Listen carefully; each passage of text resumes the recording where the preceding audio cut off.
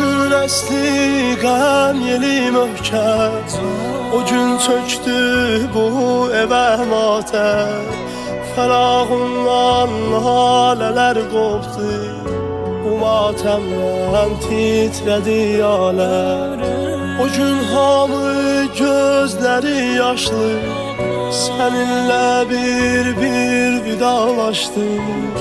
Günahsız pak bir ömür bitti, ürəklərdən qəm dolu daşdı.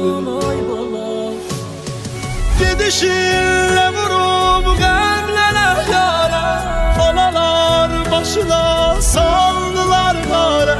Bir ömür bu qədər az olarmı? Necə tez qonaq oldun məzara. Ürəyində neçə arzular qaldı, neçə nakamilən duyğular qaldı.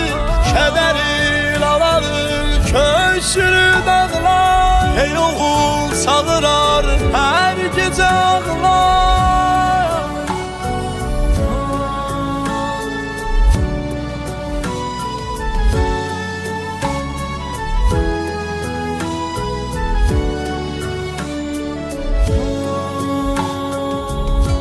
Əlimdə gül dəstə, qəbrimin üstə düzmüşəm ayırdım. Bu dünyadan sən gedən gündən, mən də dünyadan küsmüşəm ayırdım. Gedişinlə vurub qəlblərə yara, analar başına saldılar qara. Bir ömür bu qədər az olarmı? Necə tez qonaq oldun məzara. Gedişinlə vurub qəlblərə yara, analar başına saldılar qara.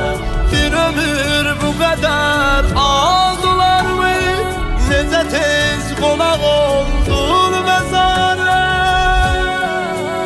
Ataların qəlbi otlandı, bu möhnətdən gözlər alqandı.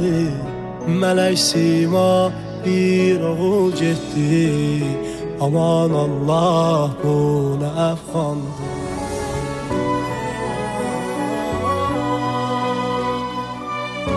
O gün əsli qəm yeli möhkəm, o gün çöktü bu evə matəm. Fərağından halələr qopdu, bu matəmdən titrədi aləm. O gün hamı gözləri yaşlı, səninlə bir vidalaşdı. Günahsız pak bir ömür bitti, ürəklərdən qəm dolu daşdı. Gedişinlə vurub qəmlərə yara, analar başına saldılar qara. Bir ömür bu qədər az olarmı? Necə tez qonaq oldun məzara. Ürəyində neçə arzular qaldı, neçə nakamilən duyğular qaldı. Kədərin alanın köksünü dağlar, ey oğul sağırar hər gecə ağlar.